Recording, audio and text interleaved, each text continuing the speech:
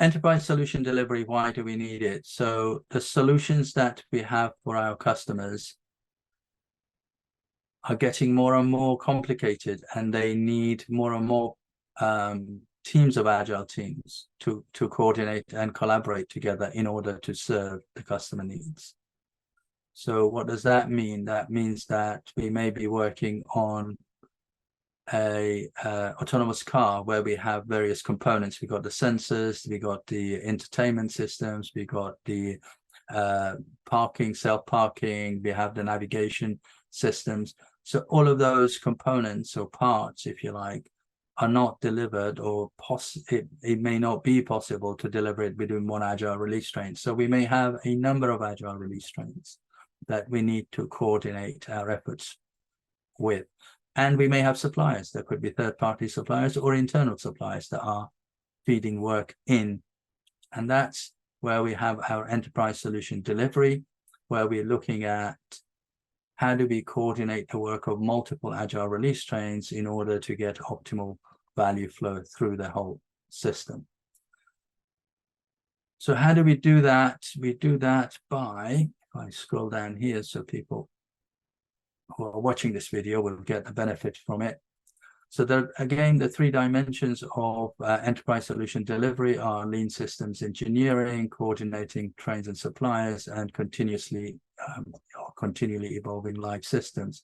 So lean system engineering is all about making sure that we have our solution. This is where our solution intent, which is where we capture our specification, our models, and our current state of the knowledge that we have gained through implementing the solution, is all kept. And this is where we also do a lot of our set-based design and having, if you like, preserving options and not committing early. So we are now starting with a solution. We have limited knowledge at the start, and we want to fix as few things as possible with the knowledge that we have. And then we want to take steps and gain knowledge as we go through. So as we go through, we'll gain more and more knowledge, and some of the options that we have may no longer be viable because we have learned that they are not the right options, so we discard them. So as you can see on this picture, the amount of fixed, if you like, grows and the variable reduces. So variable being the options that we have, we run the multiple set-based design, multiple tests, and then we will realize which ones are not applicable, and we get rid of it. And lean quality management system. So the V model is, where we got specification, design, develop, test, release. That V model has been there all the time. And it's still, those activities are still needed, and we still do them. The only difference is within a safe environment, they're happening concurrently. So it's not like let's capture all the requirements and then do all the design, then do all the development. They happen concurrently in small steps, iterative and incremental. So instead of big batches, we're going for small elements of work that we can get together and release. So that allows us to learn faster. That allows us to ensure that the rework is eliminated or minimized at least. And then we also have our roadmaps, so multiple planning horizons. So we have our solution roadmap, which may be looking at multiple years. And then we've got our individual agile release trains. They will have their PI roadmaps, which may be looking at let's say 30 weeks. And then we've got the current PI, which is looking at 10 weeks worth of view. They inform each other. So the solution roadmap, which is the big, long range thinking, will inform how the lower level roadmaps, and the other way around. So as we gain knowledge, we may have to adapt our solution roadmap. So it's not like we've got it and it's stuck. And the other thing that is different in this way of working is that it is not about a plan. So it's not a 5-year plan where we fixed everything. A roadmap has got big blocks that we are shooting for.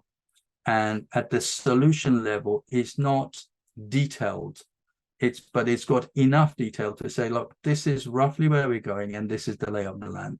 And it will keep changing. It's not fixed. It's not like this is a one-time thing we do at the start and we don't change it. As we gain knowledge through the implementation, through the Agile release trains, we reforecast that roadmap. How frequently do we reforecast it? Well, it depends on domain and depends on the need. So there is no schedule for it. We will reforecast that roadmap when it no longer is valid, but the information that we, or when we have information which says, you know, things need to be done differently, so we get that. So that's what we have in there.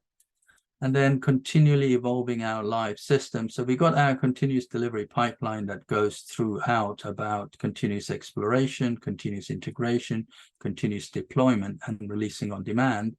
And what we need in this enterprise solution delivery is also the ability to evolve live systems. So think of your mobile phone.